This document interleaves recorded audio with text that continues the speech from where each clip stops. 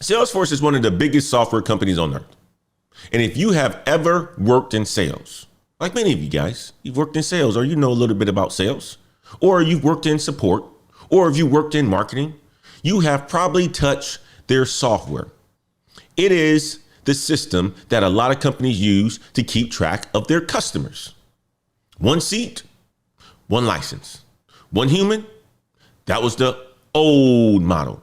One seat, one license, one human. Okay. But here's what's happening. Salesforce built a product called Agentforce. We talked about it on the show a number of times. And Agentforce is a set of AI agents, little digital workers that do the tasks a person used to do. Many of you guys have met my agent named Marcus, right? Marcus is good people's, but he's a little digital guy doing the jobs that other people will do for you. Okay. Little digital workers do all the tasks that a person used to do. Answer the customer, follow up on leads, close tickets out. Well, last quarter, Agentforce was already pulling in about $800 million a year, up 169%. You put it together with their data product, and that number was around $2.9 billion, up more than 200%. Okay. So the stock got punished anyway. Salesforce is down almost 30% this year. And the reason is a fair question. If AI agents replace the workers and you used to charge one license per worker, what happens to your money when the workers go away? Think about that, right? One license, one person, one seat. Well, just imagine all these companies that are getting rid of tens of thousands of workers. What happens when the seats go away? Because if Salesforce or if Meta is getting rid of 8,000 people and 6,000 potential people that they're going to hire, so 14,000 people, if my math is right, get rid of those people, right? That means that that's 14,000 seats that's unfilled, or 14,000 licenses that they don't need to purchase. What ultimately impacts Salesforce's bottom line, especially if you look at it this way. Let's go to Dirty Giants. He was the first one in the chat this morning. Built this nice little product, charge every person that used the product, $100 a month. Hey, $100 a month. Big time, right? And Dirty Giants decides that, he's going to charge people that. Then all of a sudden there was this big disruption that happened. And, this disruption that happened was a whole bunch of people from a company left because, he sold to a company and was, hundreds of dollars per person. And that company fired a whole bunch of people. So they don't really need those licenses anymore. So Dirty Giants, his business is impacted. Oh, that's the CEO of Marc Benioff, is CEO of Salesforce, okay? The CEO of Marc Benioff has an answer for situations that happen like that. He says, you stop charging per person and you start charging per job the agent finishes. He even gave it a name. He called it agentic work units. Pay for the work, not the worker. And he is betting big on it. Salesforce already signed a $72 million deal to put these agents inside the US government. And Benioff committed $300 million to AI this year alone. That is not a man that's hedging his bet. That is a man that's pushing his chips to the middle of the table if you play poker. So if you work in sales, or you work in support, or you work in account management right now, I want you guys to listen very close. The task of answering the easy customer questions is going to the agent.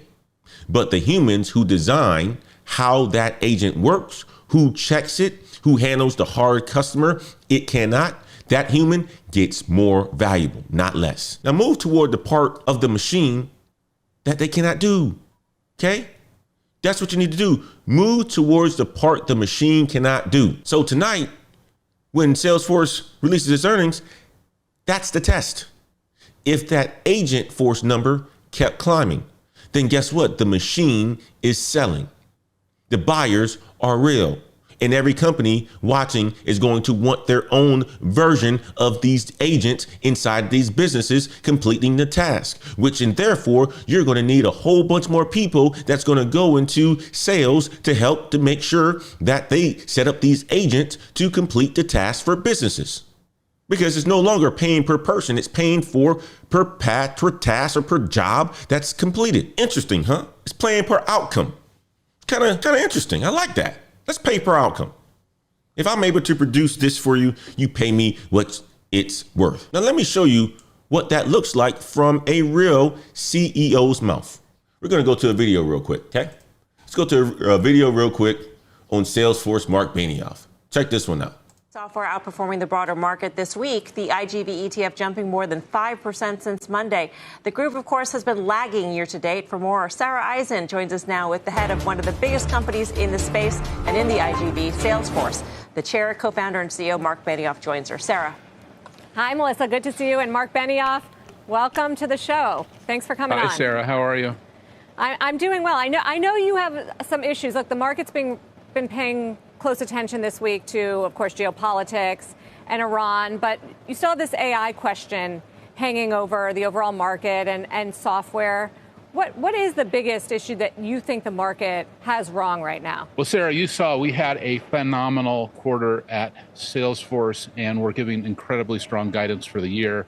You know, we finished the year ahead of our expectations, and we're giving guidance for about $46.2 billion in revenue this year with over $16 billion in cash flow.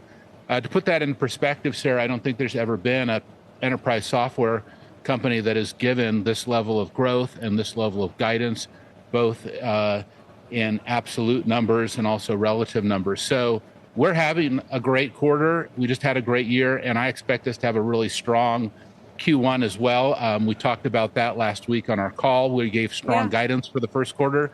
So maybe the Sasquatch ended up eating the SaaSpocalypse. I'm not sure. Maybe the Sasquatch ended up beating the SaaSpocalypse, because you guys heard when AI was everybody's vibe colon, the SaaSpocalypse, software stock, SaaS companies, they went down 30+%. Well, when you got earnings like this and you see Salesforce potentially winning, let's see what the truth is going to be based on the data. But now here's what that means for your positioning in the market. I want you guys to always remember that I got to take it back to the positioning when I have these conversations with you. If you work in the Salesforce world right now, you are probably an admin.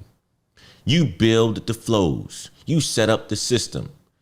The job is changing real fast right now. But here's the thing, it's not disappearing. It's just leveling up.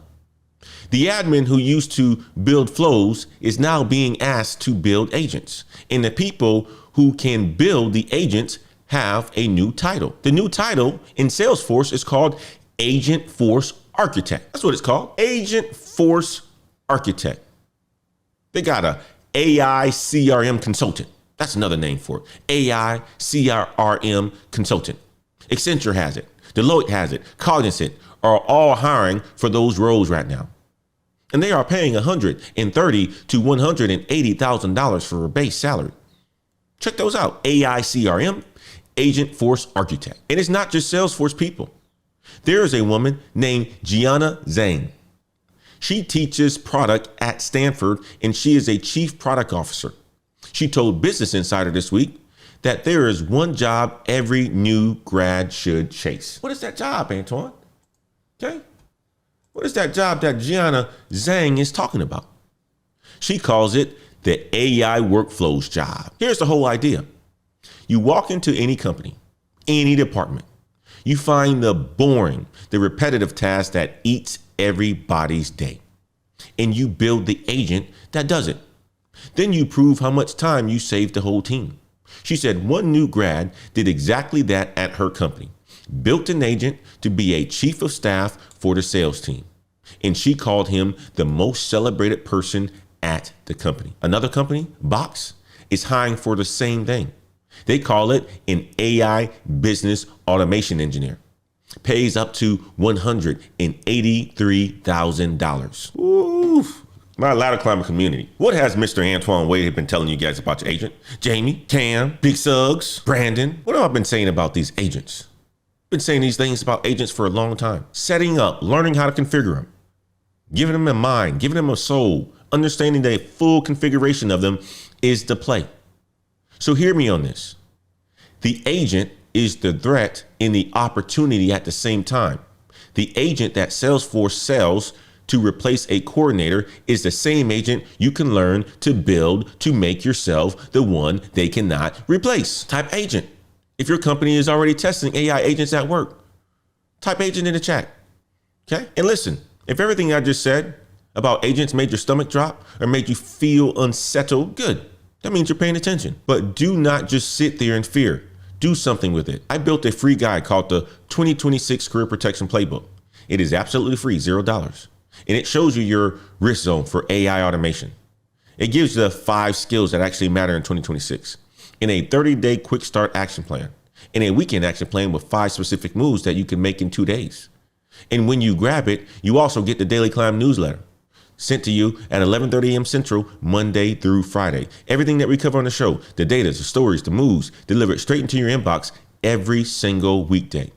So if you ever miss a show, if you ever miss a live, the whole recap is sitting in your inbox, in your email. The professionals who make it through 2026 are not waiting for permission. They are building career insurance, and they are doing it right now. Check out nextgenheights.com. Link is in the description, okay? Type playbook in the chat. Cam will drop it in the chat. That's the verdict, guys. That's the verdict that lands tonight. We're going to find out if these agents are selling. And if the agents are selling inside of these businesses, if Salesforce is doing a fantastic job, then you know it's about to explode.